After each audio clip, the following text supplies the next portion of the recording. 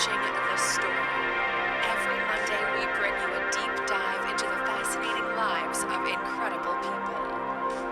The insane lifestyle of Twitter CEO Jack Dorsey.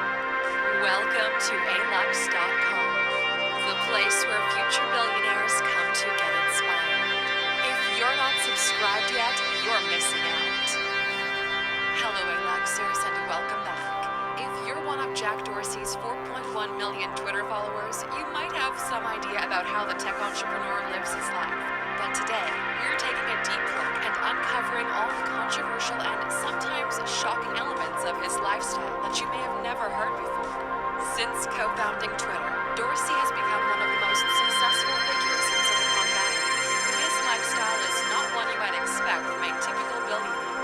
Today, we're telling the story of the insane lifestyle of Twitter CEO Jack Dorsey. Who is Jack Dorsey? So, who is Jack Dorsey anyway? Let me see if I can tell you in 280 characters or less. Just kidding. But of course, Jack is best known as the co-founder and CEO of Twitter. He came up with the initial idea for Twitter when he was an undergrad at NYU and ended up dropping out of college one semester short of graduating. He was only 29 when Twitter launched in March of 2006. He's also a co-founder and current CEO of Square, which offers a device that allows for mobile debit and credit card payments. When Square went public in October 2015, Dorsey owned 24.4% of the company. However, he first became a billionaire in 2012, and today his net worth is just over $5 billion.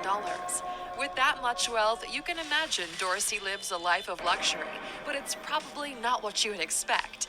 Dorsey's lifestyle is truly insane, but let's start with the basics.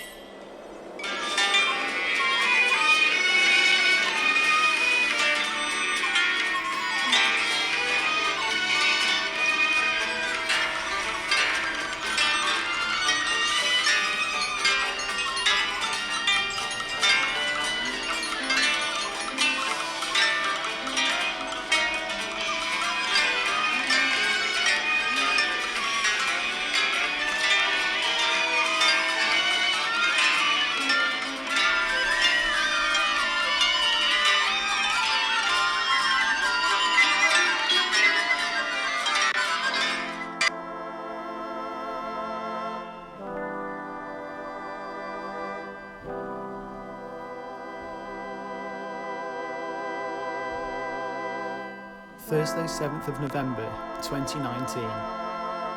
Do not adjust your mind. There is a fault with reality. As a child and young adult, I would have a recurring dream about feeling itself. I would be inside a cardboard box with a cupboard under the stairs, and then out in a vast empty field, experiencing sensations of claustrophobia, then agoraphobia, flitting back and forth. Over time, the imagery faded, and I came to realise that these dreams were about anxiety, a transcendental feeling of fear itself. Today is my last day. Just finished a 10-day silent meditation. Wow, what a reset. Fortunate and grateful I was able to take the time. Happy New Year. #Vipassana. I will see things as they really are. The people are full of joy and the food is amazing. I don't know enough and need to learn more, to know myself. All pain and pleasure aren't permanent and will ultimately pass and dissolve away. Dude, just stop. You're only making it worse. We were in a waiting room of some 350 to 500 avatars, and while the holding music was uneasy, it made me feel at ease, like being at the eye of a twister. Then we were led into a physical space that could hold no more than 60 bodies. The air was tight and thick, and one body stood at the stage. We were then led by the instructor to take our positions, while what followed unfolded. There was some groaning emanating from the stage, some effing and jeffing, somebody looking like they were having a weird time, some fog, a continuous dull thud, a record being played at the wrong speed, and copyrighted material on a screen.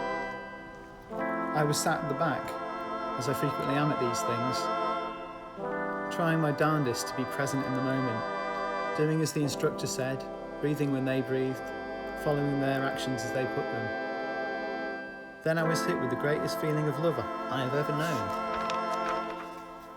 Next thing I know, I was flicking through a kind of filing cabinet drawer or Rolodex of every memory and collected experience and sensation of my life, quivering and shivering through the extreme highs and lows, laughing and crying within a breath.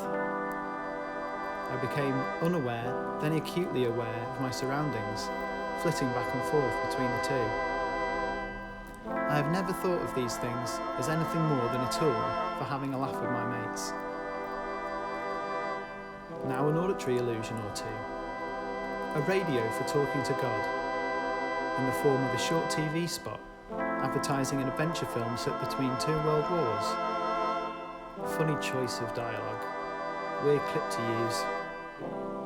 I thought or whispered out loud. Then, at a moment's notice, back in the room once more, my whole torso, catatonic and achingly frozen in a prone seated position. What the heck was I thinking? Billionaire secrets of the Buddha? Productivity enhancing wisdom of the electric Kool-Aid merry pranksters? Kill God and your boss, the Ayurvedic ancient Mayan way. I didn't want to look inward anymore.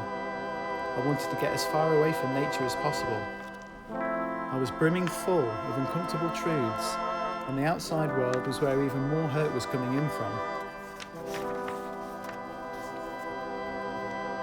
They're trying to hardwire psilocybin into the circuitry of neural net projects at Stanford, someone leant over to inform my petrified self. I don't have the answers. Well, that just about does it. He referred to the MIT style guide phrase bank to help him find the linguistically perfect start to his conclusion. All will be well. Did you know that Bonnaroo is an interdimensional cryptocurrency laundering device set up to help find the key to human immortality? He thought he heard his colleague mumble. And that the band's original name was Warlocks?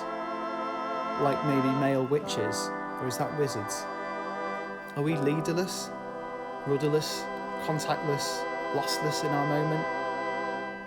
It became the bullet in the gun, the last load in the Luger, the one final round in the revolver, the apple of the eye, the sea beneath the desert, the novel in the attic, the bee in the bonnet, the startup on Broadway, the shutdown on Boot Inn.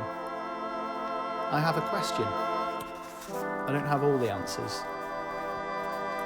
While the experience certainly made me more open, I would say that I am now more content to close myself off, to shield myself from others, to hide behind a mask, to turn inward, to reflect back. Black Snow is a story written by Mikhail Bulgakov in the second half of the 1930s. It satirises the world of Moscow theatre under Stalin, the notions of censorship, dramatisation and adaptation, corruption and hypocrisy prevalent in the Soviet city at that time. It concerns a writer's plight and struggle in the completion of his novel, and that book's transportation to the stage as a play, and its further watering down at the hands of a hands-on theatre director, humdrum incompetent actors, stagehands and so on. The tale is seen as an analogue of Bulgakov's on-again, off-again relationship with Stanislavski and that man's school of theatre and method acting. Did you hear that dozo Josh Logan just got offered a 5-year rolling 50 mil contract with Upend, the streaming offshoot of that new rideshare platform? The epitome of huh emanates from my chest, and I come one with the shrugging emoji and daydream I am in my partner's poshest pyjamas for infinity.